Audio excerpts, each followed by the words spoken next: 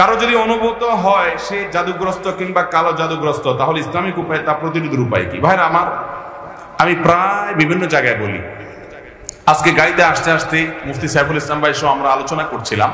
সাইফুল ইসলাম ভাইয়ের কাছে আমার সামনে একটা ফোন আসলো, উনি ধানমন্ডি তাকওয়া মসজিদের খতিব, ওখান থেকে বলে যে ধানমন্ডির মতো রিচ এলাকাতে, সব ধনীদের এলাকা, সারা দেশের বড় বড় পয়সাপাতি যাদের তারা থাকে, ব্যবসায়ীরা থাকে, মন্ত্রী মিনিস্টাররা থাকে, বলছে এই এলাকাতে, উনি যেহেতু ওখানকার বড় মসজিদের খতিব তাকওয়া মসজিদের, উনি বললেন যে ভাই এত পরিমাণ জিনে ধরা রোগী এবং ব্ল্যাক ম্যাজিক অর্থাৎ জাদুগ্রস্ত রোগীর খবর আসছে বলার মতো না। আমি বলি ভাই আমারও তো একই অবস্থা, আমার কাছে যত ফোন আসে দেশের একেবারে সর্বোচ্চ লেভেল পর্যন্ত এমন এমন কিছু পদের পদাধিকারী ব্যক্তিদের তরফ থেকে ফোন আসে, রিকোয়েস্ট আসে যে কল্পনাও করা যায় না যে এই লেভেলের মানুষগুলো পর্যন্ত সাফার করছে খুব মানে জটিল ভাবে। ঘরে ঘরে দুষ্ট জিনের উপদ্রব মানুষ লক্ষ্য করে না। মনে রাখবেন, কিছু কিছু দুষ্ট জিনের উপদ্রব আছে আপনি খেয়ালও করেন না। যেমন কথার কথা, বাসায় বাচ্চা কাচ্চা অস্বাভাবিক দুষ্টামি করে, মানে সীমাহীন, মানে কোনো স্বাভাবিক কিছু না, বুঝবেন দুষ্ট জিনের ভয়ঙ্কর প্রভাব ওর উপরে পড়ছে। এবং অনেক রোগ আছে কিছু লোকের, দেখবেন যে এই রোগগুলোর কোনো ট্রিটমেন্ট করে কিছু হয় না, কোনো ডায়াগনোসিস হয় না, বহু চেক আপ টেস্ট ডাক্তাররা আন্দাজ অনুমান করে বিভিন্নভাবে ট্রিটমেন্ট করেন, চেষ্টা করেন, কিন্তু কোনোভাবে ভদ্রলোক ভদ্রমহিলা সুস্থ হয় না। এরকম বহু রোগী দেখেছি আমি যে কোনোভাবে সুস্থ হয় না।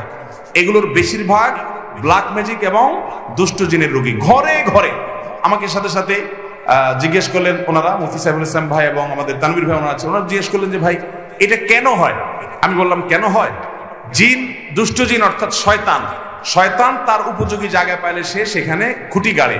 আমাদের বাসা বাড়িগুলোতে হারাম এই পরিমাণ হয়, আপনি ইউটিউবে ওয়াজ শুনতে যান, শুরুতে আগে পান্ডা অ্যাডভার্টাইজ দিয়ে নেবে, এরপর আরো বিভিন্ন অ্যাডভার্টাইজ আসবে এবং মিউজিক আসবে, এগুলা চলবে।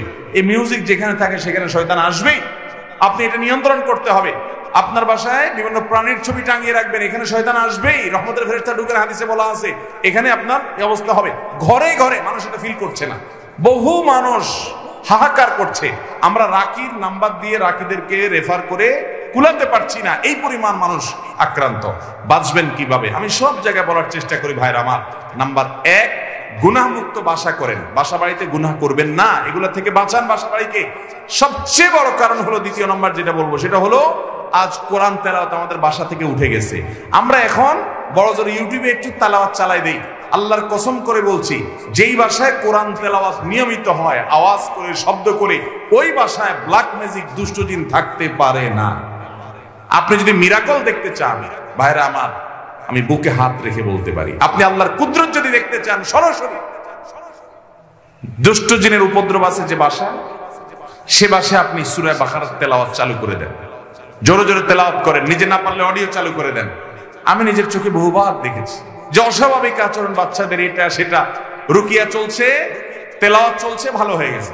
আমার পরিচিত এক বোন আছেন, বোন বলতে আমার আপন বোন না, দুঃসম্পর্কীয়, উনি আমেরিকাতে থাকেন, অনেক বড় ব্যবসায়ী। ওনার বাসায় ভয়ঙ্কর অবস্থা মেয়েদের, মেয়েরা কোরআন তেলাওয়াত চালাইলে পাগলের মতো হয়ে যায়, কোনোভাবে সহ্য করতে পারে না, বলে যে বন্ধ করো এটা যেভাবে। এবং হাজার হাজার কোটি টাকার মালিক ওনারা, বাফেলোতে আমেরিকাতে থাকে। আমাকে বললেন ভাই কি করা যায়? আমি রুকিয়ার অ্যাপ দিলাম, বলে যে কোনোভাবে তেলাওয়াত শুনতে রাজি না। আমি বললাম যে ওদেরকে যদি বেঁধে রেখে হলেও আপনি কিছুদিন শোনাতে পারেন, দেখবেন ট্রিটমেন্ট হয়ে গেছে। আমাকে গত সপ্তাহ না তার আগের সপ্তাহে যেন কয়েকদিন আগে আমাকে জানালেন যে ভাই আপনি না দেখলে বিশ্বাস করবেন না যে আমার মেয়েরা এখন এতটা স্বাভাবিক হয়ে গেছে যে কোরআন তেলাওয়াত শোনা ছাড়া এখন ওরা ঠিক থাকতে পারে না, কিন্তু প্রথম সহ্য করতে পারতো না। আমার বাসায়, আমি তো এলাকার সন্তান, আপনাদের লক্ষ্মীপুরের বশিরপুর আমার গ্রাম, সেখানে একদিন সকালবেলা আমার এক নিকটাত্মীয় এক ছেলেকে নিয়ে আসছি, ইয়াং ছেলে, যুবক মানুষ, সৌদি আরবে ছিল, বলে বিদেশ থেকে চলে আসছে। কি হয়েছে? সে আজান আওয়াজ হলে শুনতে পায় না, তার পুরো শরীর বাঁকা হয়ে যায়। এবং সে বলে যে তখন তার শরীর এমন শক্ত হয়, টোকা দিলে মনে হয় যে বিষাক্ত সাপ দংশন করছে, পাথরের মতো হয়ে যায়। আমার চোখের সামনে দেখলাম জোহরের আজান শুরু হলো, সে আসছে অনেক আগে, বসতে বসতে 100 পর্যায়ে জোহরের আজান শুরু হলো, দেখলাম যে সে বাঁকা হয়ে যাচ্ছে এবং শক্ত হাড় হয়ে যাচ্ছে। ভাইরা আমার, এগুলো কিছু হয়তো খুব দৃশ্যমান বোঝা যায়, আর ম্যাক্সিমাম ঘরে ঘরে বোঝার উপায় নেই।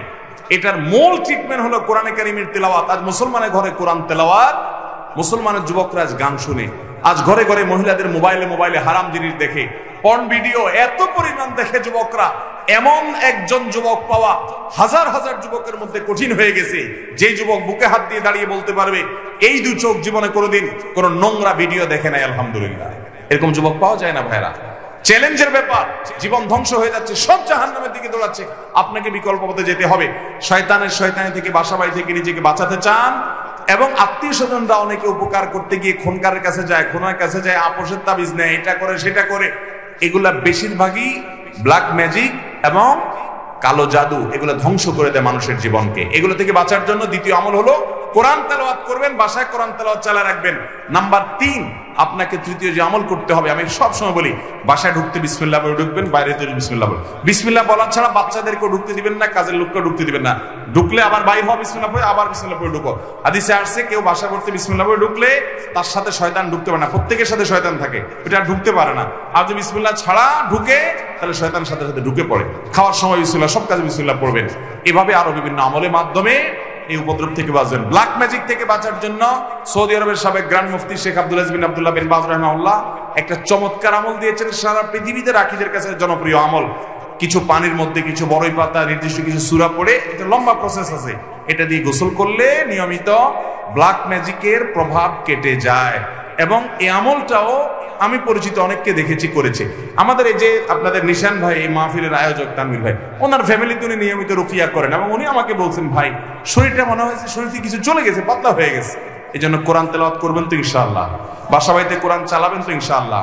আমি শপথ করে বলছি, আল্লাহর কালামের মিরাকল যদি দেখতে চান তাহলে দুষ্টু জিনের উপদ্রব আছে এবং অস্বাভাবিক বাসা ভিতরে সমস্যা, রোগ বালাই আছে, ব্ল্যাক ম্যাজিক আছে। কোরআন তেলাওয়াত শুনতে থাকেন, একদিন দুই দিন না, অনবরত আপনি ফিল করবেন যে কিভাবে আল্লাহর কুদরত জাহির হয়, কিভাবে শয়তান পালায়। আল্লাহ আমাদেরকে বুঝার তৌফিক দান করুন। আপন ভাই বোন কেউ যদি গুনার কাজ করে, তাকে সেটা বলার মতো অবস্থা না থাকলে তার সাথে দূরত্ব বজায় রেখে চললে গুনাহ হবে কিনা? ভাই বেরাদার যদি গুনার কাজ করে, পাপের কাজ করে, অপরাধ করে, সংশোধন করবেন, বুঝাবেন, কিন্তু না বুঝানোর কোনো বাও নাই, কথা শুনে না, বলার মতো নাই। অনেক সময় বড় ভাই হয়, বলার মতো থাকে না, বা ছোট ভাই হয়, তখন আপনি অভিমান করতে পারেন। অভিমান কি? যে তার সাথে আমি কথা বলবো না, দূরে থাকবো, তাকে বোঝানোর জন্য যে আমি তোমার উপরে অসন্তুষ্ট, এটা আপনি করতে পারেন। কিন্তু তাকে চিরকালের জন্য ত্যাগ করবেন, তার সাথে সম্পর্ক ছিন্ন করবেন, এই সুযোগ নাই। সে খারাপ হলেও এই সুযোগ নেই যে আপনি তাকে সম্পূর্ণ সম্পর্ক ছিন্ন করবেন। হ্যাঁ, সংশোধনের জন্য করতে পারেন। সব আলেম বলে যে আমরা হকের পাশে আছি, তোমরা আমাদের সাথে থাকো, তাহলে আমরা কার পাশে থাকবো? ভাইরা আমার, নবী করিম সাল্লাল্লাহু আলাইহি সাল্লাম দুইটা কুষ্টিপাতর দিয়ে গেছেন, মা আনা আলাইহি ওয়া আসহাবি, আমি যে আদর্শের উপর আছি এবং সাহাবায়ে কেরাম জামাতুস সাহাবা তারা মৌলিকভাবে যে আদর্শের উপর আছেন সেটি, এটার উপর যারা প্রতিষ্ঠিত তারা কিয়ামতের ময়দানে নাজাত প্রাপ্ত দল। আর সেই সাথে নবীজি বলে গেছেন, তারাকতু ফিকুম আমরাইন, আমি তোমাদের মধ্যে দুইটা জিনিস রেখে গেলাম, কিতাবুল্লাহি ওয়া সুন্নাত রাসূলিহি, আল্লাহর কোরআন এবং রাসূলের সুন্নাত, লান তাদিল্লু মা তামাসসাকতুম বিহিমা, এগুলো যদি তোমরা আঁকড়ে ধরো কোনো দিন তোমাদের কেউ গোমরা করতে, পথহারা করতে পারবে। এই জন্য ওই মূলনীতি আপনি ধরে রাখবেন। যে সমস্ত উলামা একরামের কথা শুনবেন এগুলো গ্রহণ করবেন, ইনশাআল্লাহ আল্লাহ তাআলা হকের উপরে রাখবেন। এগুলো গ্রহণ না করলে আপনি হকের উপরে প্রতিষ্ঠিত থাকতে পারবেন। অতএব ব্যক্তি নয়, বরং কোরআন সুন্নাহর অনুসরণ করবেন। যে আলেম কোরআন সুন্নাহর আলোকে কথা বলে তার কথা শুনবেন, সে যেই হোক না, কোরআন সুন্নাহর বাইরে কথা বললে সেটাকে বর্জন করবেন। আল্লাহ আমাদের সবাইকে ওলামাদের অনুসরণ, অনুকরণ করেন এবং সুন্নাহর আলোকে করার তৌফিক দান করুন। এবং এই মাহফিল সহ সমস্ত মাহফিল থেকে আল্লাহ তাআলা আমাদের সবাইকে হেদায়েতের আলো গ্রহণ করার তৌফিক দান করুন। জাযাকুমুল্লাহু খায়রা ওয়া আখিরু দাওয়ানা আলহামদুলিল্লাহি রাব্বিল আলামিন। ধন্যবাদ প্রিয় দর্শক, সম্পূর্ণ ভিডিওটা দেখার জন্য। আশা করি আপনারা অনেক কিছু শিখতে পারছেন, বুঝতে পারছেন।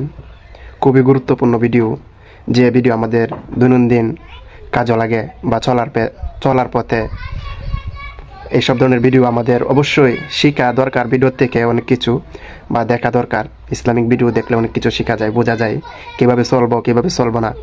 যেহেতু আমরা মুসলমান তো যেভাবে মন সেভাবে চললেই চলবে না, ইসলামের বিধান অনুযায়ী চলতে হবে। এই জন্য ভিডিওটা খুবই গুরুত্বপূর্ণ। আপনাদেরকে ধন্যবাদ। এরকম ভিডিও প্রতিনিয়ত দেখতে অবশ্যই চ্যানেলটি সাবস্ক্রাইব করে সাথে থাকবেন। ভালো লাগলে লাইক, কমেন্ট করতে ভুলবেন না। আসসালামু আলাইকুম।